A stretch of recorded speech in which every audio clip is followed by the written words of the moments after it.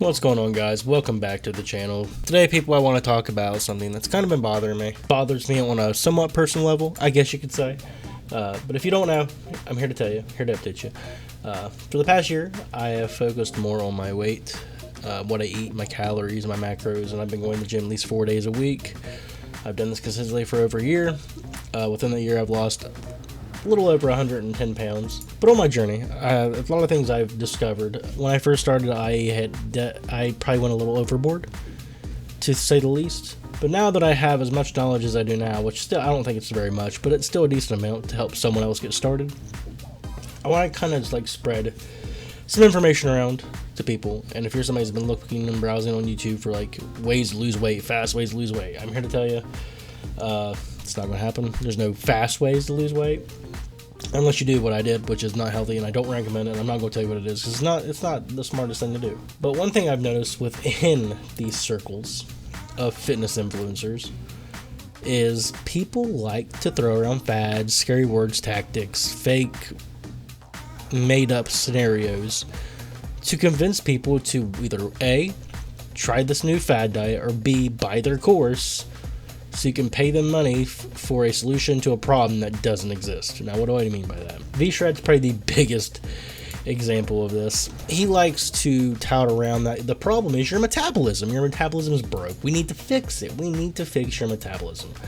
I'm here to tell you right now, there's nothing wrong with your metabolism. Nobody's metabolism is quote-unquote broken. Your metabolism works the way it does. Your metabolism adjusts out your activity level, what you eat, all that stuff. It's always fluctuating, so you really can't quote-unquote fix your metabolism. Then you have other people who are about this certain fad diet that's going around, like, you know, the Mediterranean diet, the keto diet, vegan, all that stuff. These diets, do they work? Yes, but not for the reason you think. They don't work because the diet itself is just foolproof and it's the end-all be-all, it's the solution to everything. It's not that. They all have one thing in common, which is leads to the success rate they have, if you can stick to them. The number one reason is you're in a calorie deficit. When you're on a keto diet, you're eating a lot of meat, you're eating stuff with very few carbs, you're eating mostly fat and protein. Most meats are very low in calorie. Steak is low in calorie depending on the size, but the size correlates with the calories.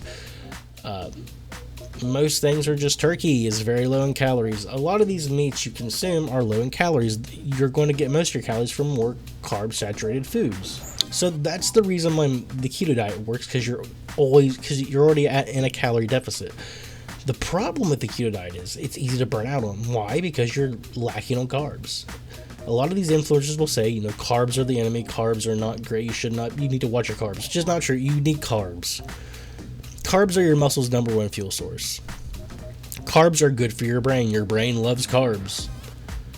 So to say carbs are bad, unless you're a diabetic, then they are your enemy, 100%. But if you're normal and you don't have a diabetic problem, carbs are not your enemy. Sugar is not your enemy. I've met friends that do this. I'm trying not to eat sugar. Why?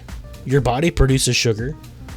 You're eating grapes, fruit, that has sugar. Well, you know, the grapes, it's natural sugar. It doesn't matter. Your body doesn't recognize the difference. Stop it. You sound silly. It's calories in, calories out when it comes to just in turn of weight loss. Of course, if you want to take it a step further, you can count your macros like I do. You should always let that be a slow build up. Maybe start with just tracking your protein in the beginning, and then as you get more comfortable with that, add another macro or two to it. I just track my carbs, protein, and my fats. That's all I track. And it's worked really well for me for a year. I've been able to maintain this weight for a year. And if you need to know what those are for you, all you do is you just gotta Google like calorie calculator or macro calculator, and it'll take you from there. You can just remember all this stuff, jot it down. It's just about calories in, calories out, guys. Get you a step tracker.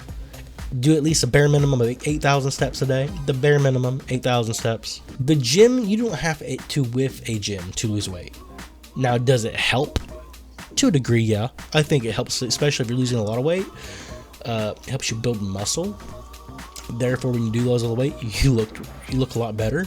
These fitness influencers really bother me. I just wanted to help anyone that would end up coming across this video who's trying to look for some answers to a reasonable and realistic way to lose weight.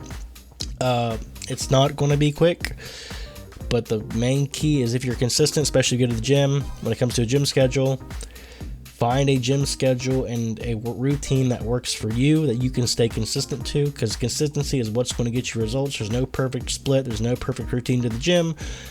Just find a split and in days that work for you that you can consistently hit, and you'll be golden, I promise. But that's going to do it for me. Let me know what you guys think in the comments down below. Make sure to like, comment, subscribe, and I'll see you guys in the next one. Peace. Have a nice day.